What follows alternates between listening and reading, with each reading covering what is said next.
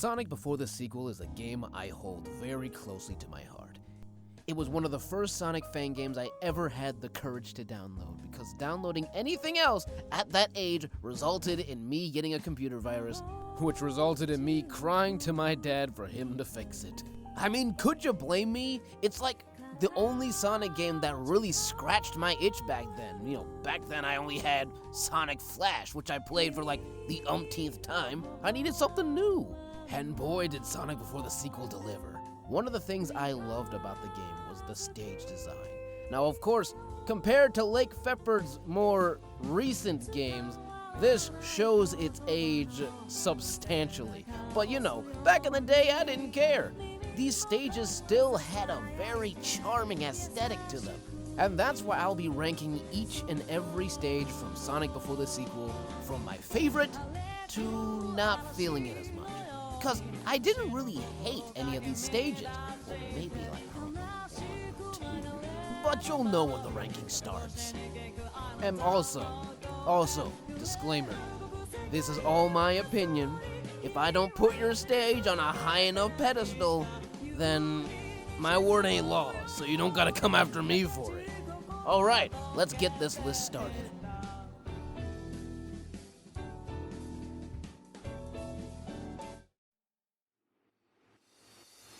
Starting from the beginning, we have Hilltop Heights.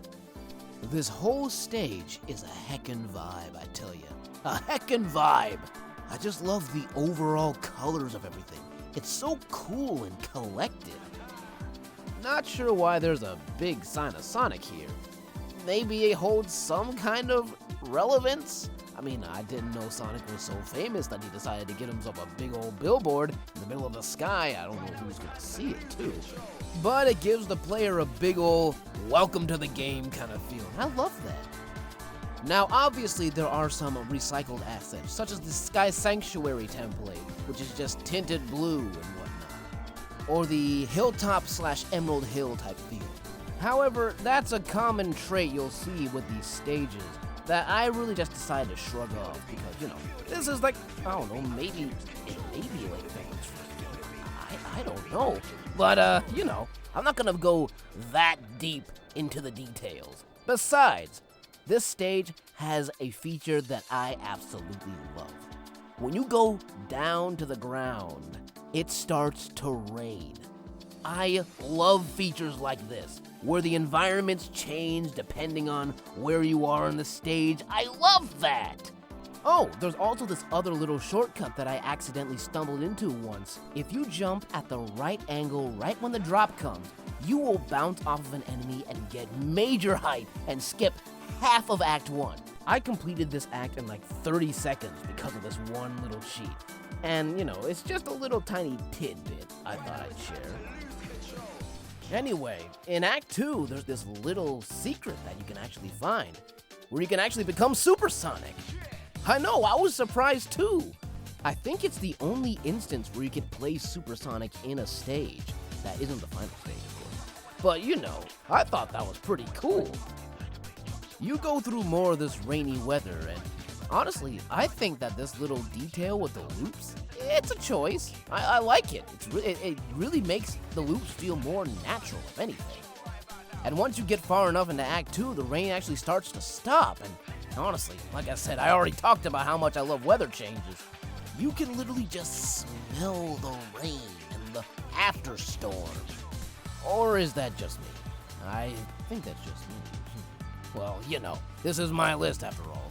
There's also this spike pit, this small spike pit that I always fall into. I don't know how I fall into it. It's such a small spot. How? It's like he put it here on purpose because he knew that everybody who would jump here would fall into that specific pit. Man, that's kind of clever, honestly. Moving on to Act 3, I thought this little bridge was nice. That and the rainbow in the background, I think this really complements that. This big tree, though, it's a nice touch and it matches, but it's a bit disorienting, I will have to admit. Also, there's this blue spring here, and it makes a little funny sound whenever you activate it, and it just boost you forward. I don't think we ever see any spring like this again, and I found that to be strange, but special, I guess.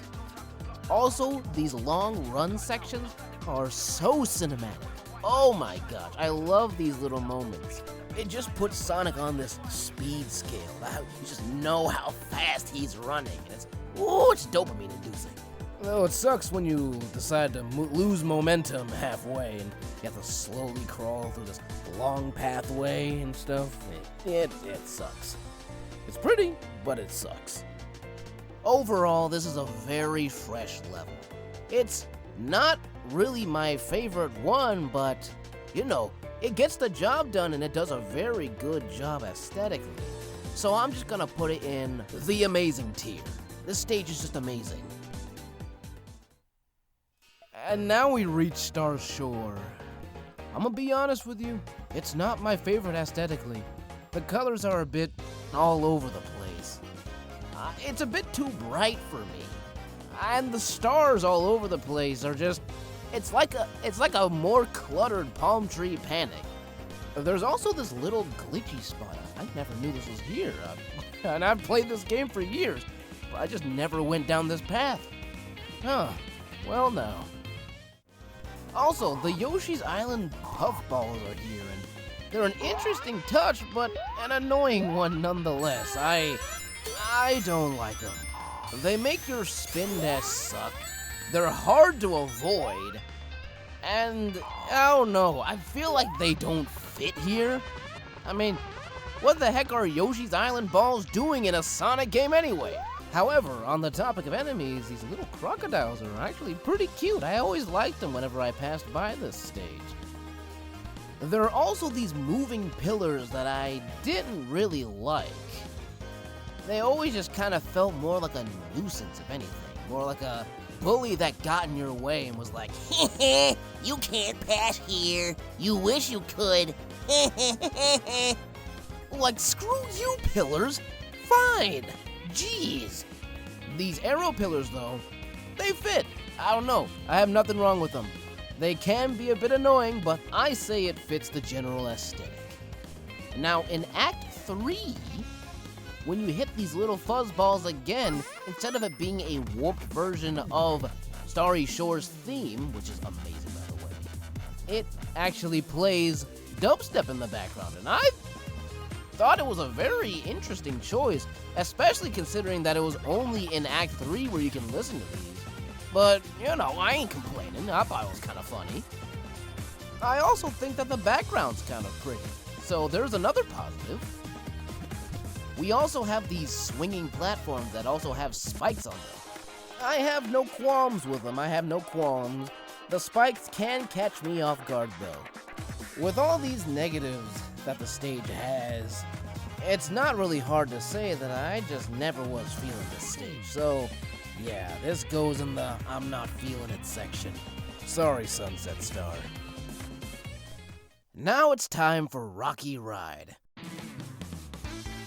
which already starts you off running. That paired with the music, you already know you're in for a ride.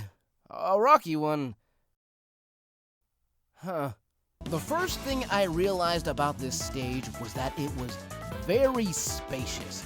You just have so much room to move around, and it's honestly very nice. It really captures Sonic's speed, much like Hilltop Heights did with those little speed sections. They're just more prevalent here. Though I'm also very curious about what those buildings are in the background. Like, is this like some kind of mountain base Eggman has? Or are these like mountain people who live out in the mountains? I don't know. I'd love to find out though.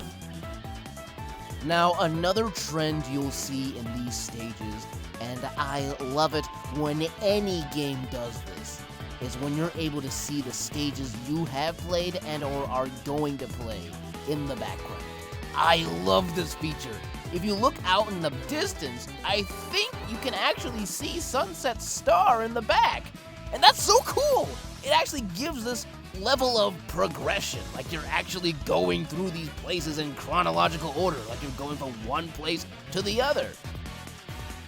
Now, you'll notice right away that this place is a lot easier on the eyes than Sunset Star. There's not a lot of clutter. Like Sunset Star felt very claustrophobic in a way, just kind of everything felt compressed. Meanwhile, this one just kind of feels so free and open, and the colors are easier on your eyes. There are also these sections where you're able to curve up and down the mountain. There are also these circular platforms where you can just pick up speed. I love it when Sonic games do this, by the way. Where you pick up speed and you can just fling yourself off to the side. Man, I love it. And something I found really adorable is that they actually have these little signs that warn you about the motorbugs coming by, because my lord, are they fast! They kind of can catch you off guard, so thank you, random guy who decided to put this here one day while hiking up this mountain. You really saved our butts, kinda, sorta. You know, they still kinda got me, but you know, they're fast. We also have these lamps on the platforms here. Not sure what they do, but you know, it's a cute little aesthetic choice. It's a cute little aesthetic choice. One of my favorite enemies here are the flying motorbugs. They look so cute. I'm surprised Robotnik never made a flying motorbug variant. They look so nice. Ladybugs can fly. They have that ability, yet you decide to make them just roll instead. Like, get some flying motorbugs in the air. I'm sure you won't regret it. This stage just feels like you're making a climb up the mountain. It's not just a straight path right. You got some curves, some dead ends, and they even have a little sign here that tells you that you're gonna die if you keep going right, so go the other direction. That was nice of them. Thank you, Mr. Man, who decided to walk up this mountain and place that sign there too. I bet you he's a resident of that one area up there. Maybe. You never know. Now, these trial and error platforming sections, they can be very annoying. I'm not gonna lie. It takes a little bit of the enjoyment out of this stage, but you know, I guess it's a challenge. You know, you're progressing through the stage, so I guess they get harder with harder challenges. But I still don't like it. The stage doesn't really change aesthetic either. It just kind of stays the same the entire time. Unlike Hilltop Heights, which has you transitioning from a storm to outside where there's a rainbow, and even Star Shore. It has like one moment you're in a forest, now there's pillars around. You're like maybe in an ancient ruin. This one is just the same thing, but just 3 times in a row. So it gets points off for that. Sorry about that, Rocky Ride. Overall, I'd say the stage was interesting to look at. It's very spacious, it's also very speedy at some times. So, I guess this will go into the harmless level design. It's way better than Star Shore, that's for sure. Now we move on to Lost Levels. This place has a beautiful first act, and the soundtrack only adds to it. Man, oh man. It really gives off the feeling that you're just inside some mystical cave where you can hear water droplets in the background. I love it! As for the Badnik choice, I'd say that the nomination for the best Badnik of this stage goes to the Hadouken Turtles. Well, the Street Fighter Turtles, because they do more than just Hadoukens. They also do, whatchamacallem, the spinning kick. That's what it's called. Although they can be a bit annoying when you're trying to jump over or trying to jump on them when they're not doing anything. It's like, especially the ones who do the spinning kick, they become invincible for a couple of seconds, and then after that, then they stop, then you can attack them, but you can't just sneak up on them either. You have to find the right time or wait for them to stop spinning. Now, aside from the turtles, this stage's gimmick is actually very strange. I always wondered what these gravity crystals were, or how they worked nonetheless. Sometimes they'd fling you into the air, sometimes they'd make you drift downwards. I never got used to how they controlled, and I don't think I ever will. I still don't know what they do. All I know is that they propel you forward, and that's about it. They make a nice sound, though. This act also has these fire dispensers here. They don't really work. I stood here for like a good 30 seconds and none of them activated. made me wonder why they were even put here in the first place. I don't know. Maybe they did work and something may be wrong with my game, but I guess we'll never know. However, I will have to say the background is lovely. I love the little twinkling crystals above you. It's like little crystalline stars. And below, we even have this little crystal forest. And I never noticed this until the making of this video. Now, something that the zone does that I find very neat, that aside from changing aesthetics, it changes the stage design altogether. Like one moment you're in a cave and now you're in some kind of forest. They're so different from one another. I thought that was actually pretty cool. Apparently, these are supposed to be the lost levels that were never used in Sonic 2, which I guess hints at the name Lost Levels Zone. This tree place does look familiar. I remember looking at videos about these lost levels. However, I'm not sure where the first act comes from. I also wonder how these trees even survive underground. I mean, there's no sunlight unless there's some kind of way that they're getting their vitamin D some other way, maybe crystals. That sounded stupid. Now, if you look close enough, you can actually see a red and white forest in the background. I thought it was very pretty, though it doesn't really match the trees up here. Makes you wonder. Now, Act 3 is a unique one. It's 2 stages in one being a hot zone and another being a cold zone.